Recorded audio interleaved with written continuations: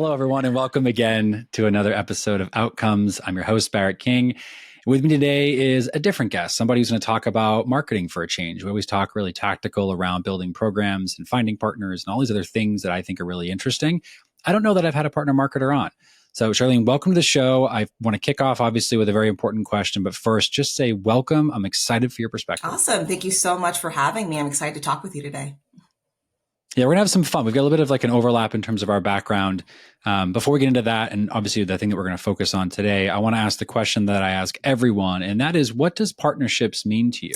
Partnerships means to me, especially from a marketing perspective, just being able to drive growth, for your company, for your business, and for your goals. And from a marketing perspective, it can be really powerful. Just being able to combine these brand values, these, promotional channels, and overlapping and finding those unique drivers is a really fun part of marketing. It's like marketing on steroids, just being able to do partnership marketing with other companies as well, too.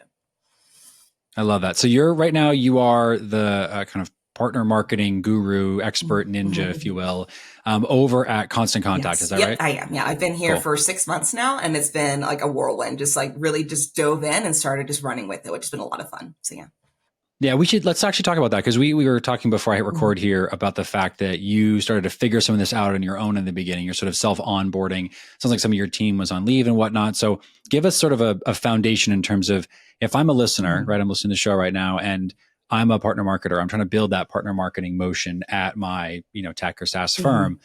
What are some of the learnings that you had in setting this up a little bit solo in the beginning? So call it the 3 to 5 things that you would either do again or certainly do differently. Yeah. So what's really cool here at Constant Contact is that we have so many partners that have been here for years. And so it's kind of like these hidden treasure troves of sometimes like these partners weren't being talked to, weren't being, enabled in any way. Sometimes they were sending us passive referrals and trials, but nothing that was super active. So on a retention and success side of the house, it was really cool just being able to like revive those conversations. Say, hey, we have, myself and others who are really focused on your account.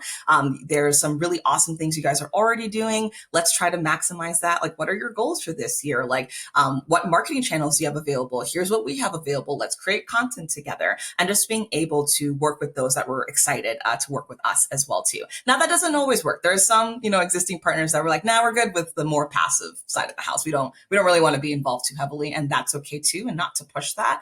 But that historical knowledge helped me to work to find new partners as well, too, on the acquisition side of the house of, okay, these are our partners that are doing well in these specific verticals, whether that's nonprofits, financial services, and health and wellness. Okay, let's go find partners that are in those specific verticals and spaces, because that really works well with our audience of small businesses, nonprofits, and entrepreneurs. So just being able to start off with that historical context, whether that's existing partners or even just, what past things have worked, and then building from there as well.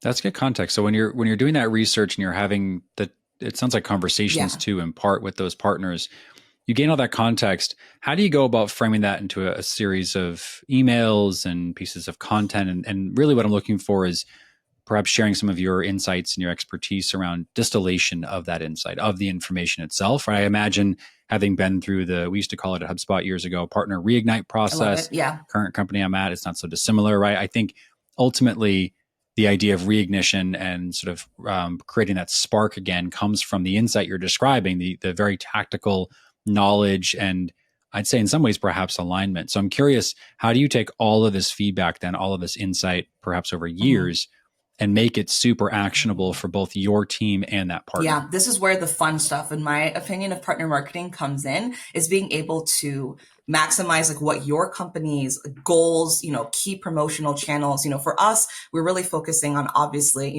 increased revenue, increased free trials, reduced attrition. Those are kind of those major sort of OKRs and goals.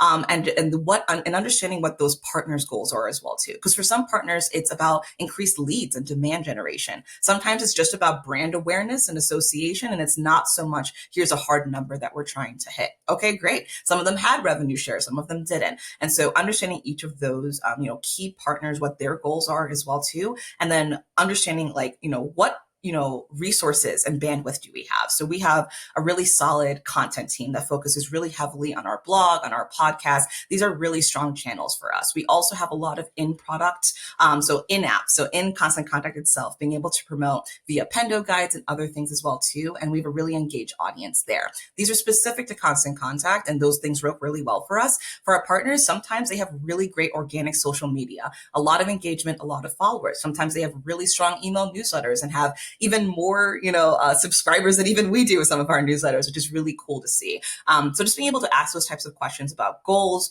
what channels work best for them, what type of content works best as well too. Each of our audiences are going to digest things differently. And so just being able to come together and where are those overlaps, and then creating a partner marketing plan in that route as well too. So that's actually interesting and insightful, because you're talking about then taking all the stuff that they're doing well and augmenting it. And so it's the 1 + 1 = 3 Yes. methodology, which I think is great. Obviously, better together. We love in partnerships to say better together stories. Sounds like you're really actioning on Yes. that. Mm-hmm. When you talk about partner marketing, then is it specifically that you're going to give assets and content and value to the partners? Is it about the webinars and the mutual marketing plans? How do you think about that, especially early on when you're looking at building both awareness and just general function of partner marketing in a company like that? Yeah, I'm definitely of the proponent of to get value, you need to give value. So rather than here are all the things that we are asking of you to do with your team and your bandwidth and your resources, that's why that historical knowledge is important. Of, okay, what do we have to offer? What, don't we have to offer in terms of what are we strapped with? And so when I first started, and what I've been doing throughout my career as well too in partner marketing, is just being able to say, okay, so we have budget for sponsoring events and conferences. We have speakers on our side of the house that are willing to speak at webinars and in-person events that are experts when it comes to email marketing and email success and email deliverability and those types of, topics. We have space on our blog for guest blog posts, and we'll work with you to edit it and get it published. Like, what do we have to offer to those partners of of our channels, so that they can also talk about their messaging, their goals, and then help to meet that as well too. So before asking like, hey, what do you guys have? It's like, hey, here are the things that we have that are available. Is that of interest to you to try to maximize your own goals? And so trying to turn that conversation into like, here's the things we're trying to give to you. So yeah, it's creating lift for them. I like that call out. It's interesting to think about. And are you, in that context, then, are you taking assets that already exist? So like, I know from talking to other folks, I've heard things like, oh, we look at what our existing marketing team is doing in terms of helping to market our brand. We want to package that in a way that our partners could then go and deliver to the market. Or I've heard things like, we sell this way.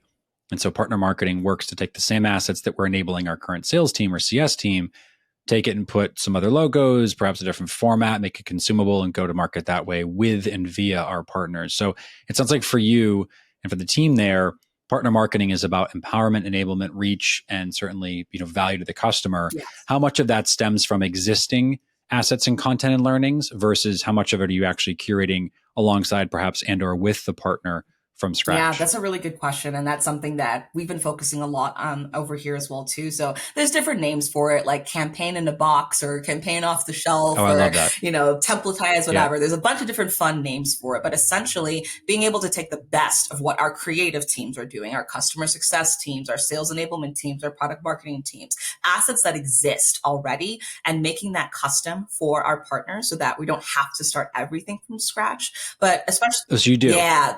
So not to jump in, but so you do take what's already existing then, and then you just modify it and put it into a different format, easily consumed for the partners. And also just to like confirm and clarify that as well too, that we divide our partners up into tiers, because I think a lot of what myself and other partner marketers run into is that you do have like a plethora of partners. So where do you start? Like, where do you say like, okay, we're going to make something custom for you versus like, we're going to like customize like something that kind of already exists for you. And so another one of my tasks, what I, was when I first started, especially here, but I've done in the past as well too, is to create partner tiers. It doesn't have to be something that's external that partners have to follow and it's super rigid, but even just internally of like, okay, we're going to divide up our partners by the amount of revenue that they bring us or free trials or whatever value they bring to us, and turn that into, bronze, silver, gold. And gold partners get, custom everything, custom campaigns, custom landing pages, custom promo codes, whatever it is that they want, white glove treatment. And it's not to say that bronze partners can't move up to silver, can't move up to gold. It's just that like, hey, they're kind of like a passive partner right now. So for now, we're just going to do more campaign off the shelf type of things for them. And if they, increase, if they're doing well, if that's working well for them, if they're taking and running with it, if they're excited to work with us, okay, we might do one or two more custom things and see how they do with that as well too. But you have to be able to divide up some of these partners, even internally, just for your own workload as well too, to be able to prioritize. So yeah, that's what I've been doing. Mm-hmm.